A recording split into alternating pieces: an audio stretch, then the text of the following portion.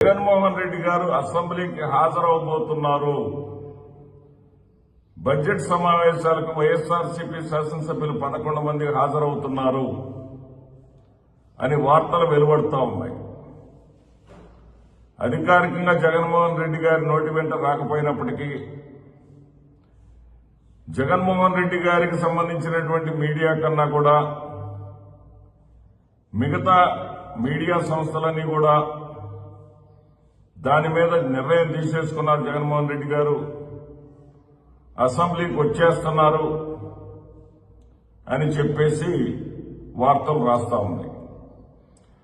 ఇది నిజమైతే జగన్మోహన్ రెడ్డి గారు 11 మంది శాసనసభ్యులు ఆయనతో కలుపుకొని 11 మంది, ఈ 11 మంది శాసనసభ్యులు శాసనసభకు హాజరై ప్రజల తరపున ప్రభుత్వాన్ని నిలదీయడానికి సిద్దమైతే ఇది ఆహ్వానించదగినటువంటి పరిణామం. ఇప్పటి వరకైతే జగన్మోహన్ రెడ్డి గారు ఎంచుకున్నటువంటి విధానం ఏదైతే ఉందో, ప్రజల తరపున నేను పోరాడటానికి మాట్లాడటానికి అనేకమైన డయాస్లున్నాయి. మీడియాతో మాట్లాడుతూ ఎప్పటికప్పుడు ప్రభుత్వాన్ని ఎండగడుతూనే ఉంటాను, ప్రజల కోసం పోరాడుతూనే ఉంటాననే దాన్ని చాలా వరకు ఆయన చేసుకుంటానే వచ్చారు. ఉదాహరణకు ఇటీవల మిర్చి రైతుల కోసం గుంటూరు సందర్శించారు. ఆయన సందర్శించిన కారణంగానే రాష్ట్ర ముఖ్యమంత్రి చంద్రబాబు నాయుడు గారు కేంద్ర ప్రభుత్వానికి లేఖ రాయడం జరిగింది.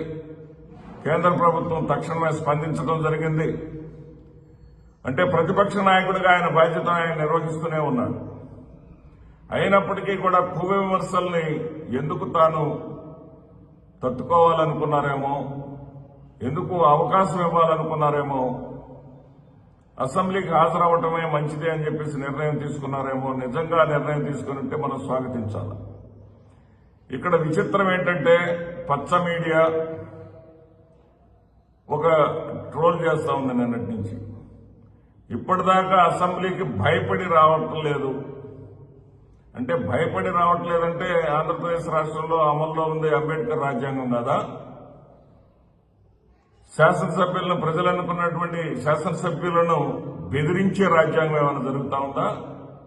శాసనసభ్యుల్ని అసెంబ్లీకి వస్తే మేము వాళ్ళని అవమానపరుస్తామనేటటువంటి రాజ్యాంగం ఏమన్నా నడుస్తూ ఉందా? ఏం జరుగుతూ ఉంది ఆంధ్రప్రదేశ్ రాష్ట్రంలో? రానప్పుడు భయపడి రావట్లేదు అన్నారు. విచిత్రం ఏంటంటే ఇప్పుడు వస్తానని ప్రకటించేసిన తర్వాత కూడా అదే టీవీ సంస్థలు, అదే ప్రచార సాధనాలు, అవే జగన్మోహన్ రెడ్డి గారి వార్తలు లేకుండా ఒక్కరోజు కూడా మీడియాని నడపడం చేతగానటువంటి చచ్చు దద్దమ్మలు. వాళ్ళు చెబుతుంది ఏంటంటే ఇప్పుడు కూడా భయపడి వస్తున్నాడంట. రఘురామకృష్ణరాజు గారికి భయపడి వస్తున్నాడంట. ఇక్కడ స్ఫూర్తిగా రాయొచ్చు. రఘురామకృష్ణరాజు గారు ఒక మాట అన్నాడు. ఏమంటే, జగన్మోహన్ రెడ్డి గారు అధ్యక్ష అని నన్ను పిలవాలి, నేను స్పీకర్ స్థానంలో కూర్చోవాలి, రావాలి జగన్, కావాలి జగన్, అసెంబ్లీకి రావాలి జగన్, మీరు కావాలి జగన్ నాకు అంటూ ఆయన అనేక విమర్శలు చేశారు. జగన్మోహన్ రెడ్డి గారిని రెచ్చగొట్టారు. సరే, ఆ రకంగా రఘురామకృష్ణరాజు గారికి ప్రతి సవాలుగా ఓకే నువ్వేం చేస్తావు చేసుకో, నేను వస్తున్నానని చెప్పేసి స్ఫూర్తిగా రాస్తే అర్థం ఉంది. కానీ రఘురామకృష్ణరాజు గారికి భయపడి వస్తున్నాడంట. ఆయన ఏదో కుంభమేళ స్నానాలు చేసేటప్పుడు బీటెక్ రవితో కలిసి వీళ్ళెళ్ళింది పూజలు పురస్కారాలు, ఏది వాళ్ల కుటుంబానికి సంబంధించినటువంటి సమస్యలను దేవుడికి చెప్పుకోవడానికి కాదు వీళ్ళు వెళ్ళింది కుంభమేళ స్నానానికి, పవిత్ర స్నానానికి. అక్కడ కూడా జగన్మోహన్ రెడ్డి గారు అక్కడ కూడా పులివెందులకు ఉప ఎన్నిక రావాలని చెప్పేసి దండం పెట్టుకున్నారంట. అది వీడియో వైరల్ అయింది.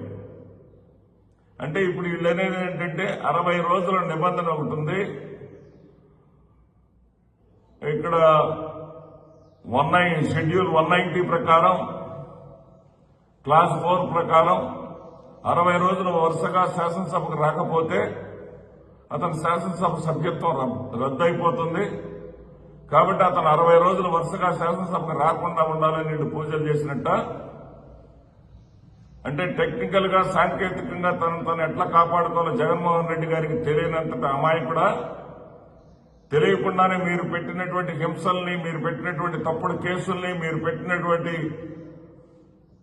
దూషణల్ని, వ్యక్తిత్వ హననాన్ని కూడా తట్టుకొని ఆంధ్రప్రదేశ్ రాష్ట్ర ప్రధాన ప్రతిపక్ష నాయకుడిగాను 67 సీట్లతో ఒకప్పుడు 151 సీట్లతో తదుపరి ముఖ్యమంత్రి అయ్యాడు ఆయన. తను ఎట్లా సంరక్షించుకోవాలో జగన్మోహన్ రెడ్డి గారికి తెలియదా? మీలాంటి వాళ్ళ దగ్గర నేర్చుకోవాల్సినటువంటి అవసరం ఆయనకుందా? ఇప్పుడైనా స్పోర్టివ్ గా ఉండటం నేర్చుకోండి. అసెంబ్లీకి రాకపోతే భయపడి రావట్లేదంటున్నారు. అసెంబ్లీకి వస్తే సభ్యత్వం పోద్దేమోనని భయపడి వస్తున్నాడంటున్నారు. ఫార్మాలిటీస్ పాటిస్తున్నాడని చెప్పరా? కొంచెమైనా సరే ఇంగిత జ్ఞానంతో మాట్లాడండి.